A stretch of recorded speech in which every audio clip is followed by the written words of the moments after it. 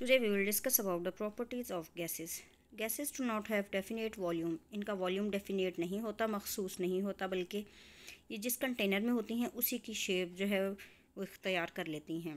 ये क्यों होता है? क्योंकि इनमें स्पेसेस जो होती हैं वो बहुत ज़्यादा होती हैं, इनके मॉलिक्यूल्स के दरमियान बहुत ज़्यादा स्पेस होती है। वो जिस कंटेनर में होते हैं उसका पूरे का पूरा वॉल्यूम ऑक्यूपाई करते हैं। They do not have definite shape. इसी की वजह से इनकी अपनी कोई शेप नहीं होती, बल्कि ये जिस कंटेनर में डाली जाती है या होती है उसी की शेप इख्तियार करती है। इसकी अपनी शेप नहीं होती, जस्ट कंटेनर की शेप जो होती है वही इसका शेप होती है। Density of gases is very low as compare to liquid and solids और गैस की निस्बत इनकी डेंसिटी जो होती है वो बहुत कम होती है। यही वजह है कि गैसेस जो है वो लिक्विड्स में जब होती हैं तो वो बबल्स बनते हैं और and tend to rise up, और ऊपर की तरफ जो है बबल्स बढ़ते हैं, राइज होते हैं। Gases can fuse and diffuse. Gases जो होती हैं वो फ्यूज़ और डिफ्यूज़ कर सकती हैं। नेक्स्ट है जी, gases can be compressed by applying the pressure. Gas को हम कंप्रेस कर सकते हैं क्योंकि इनके अंदर बहुत ज़्यादा स्पेस होती है, मॉलिक्यूल्स दूर दूर होते हैं। जब हम प्रेशर अप्लाई करते हैं तो ये मॉलिक्यूल्स एक दूसरे के करीब आ जाते हैं और वॉल्यूम कम हो जाता है इनका। तो इसका मतलब वो हम गैस को कंप्रेस कर सकते हैं। एलपीजी जो हम यूज़ करते हैं लिक्विड, वो भी लिक्विड ही बना होता है, गैस को ही कंप्रेस किया होता है। लिक्विड पेट्रोलियम गैस इसको कहते हैं, एलपीजी। नेक्स्ट जो है, गैसेस कैन एक्सपैंड। गैसेस जो हैं वो फैलती हैं, एक्सपैंड करती हैं जब उनको हीट किया जाता है, जिससे उनके मॉलिक्यूल्स दूर दूर हो जाते हैं। दूसरी जो है रीज़न ये है कि जब हम वॉल्यूम उनका मतलब कंटेनर बड़ा ले लें by increasing the available volume, तो फिर भी गैसेस जो हैं वो अपने आप को एक्सपेंड करती हैं, क्योंकि वॉल्यूम उनका जो है वो बड़ा हो गया, कंटेनर बड़ा हो गया, उसका वॉल्यूम ज़्यादा है, तो गैस के मॉलिक्यूल और दूर चले जाएंगे। नेक्स्ट इसका very important point, Joule Thomson effect. When sudden expansion of gas occur cooling takes place.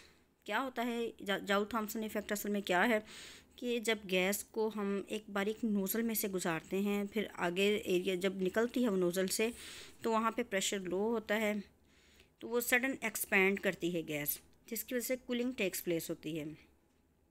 इस इफ़ेक्ट को कहते हैं जाउ थॉम्सन इफ़ेक्ट। ये हमारे जो फ्रीज़र वगैरह हैं इसमें यही रूल यूज़ होता है। नेक्स्ट है, molecules of the gases are in constant motion. ये रैंडम मोशन होती है इनकी और कॉन्स्टेंटली मूव कर रहे होते हैं, जिसकी वजह से ये जो है ना वॉल्स पे भी प्रेशर एक्सर्ट करते हैं, और जो कंटेनर की वॉल्स होती हैं ये प्रेशर किस वजह से होता है? ये जो कोलिजन है ना आपस में मॉलिक्यूल्स की बहुत ज़्यादा होती है, कोलिजन की वजह से ये प्रेशर जो है वॉल पे एक्सर्ट करते हैं गैसेस के जो मॉलिक्यूल्स होते हैं।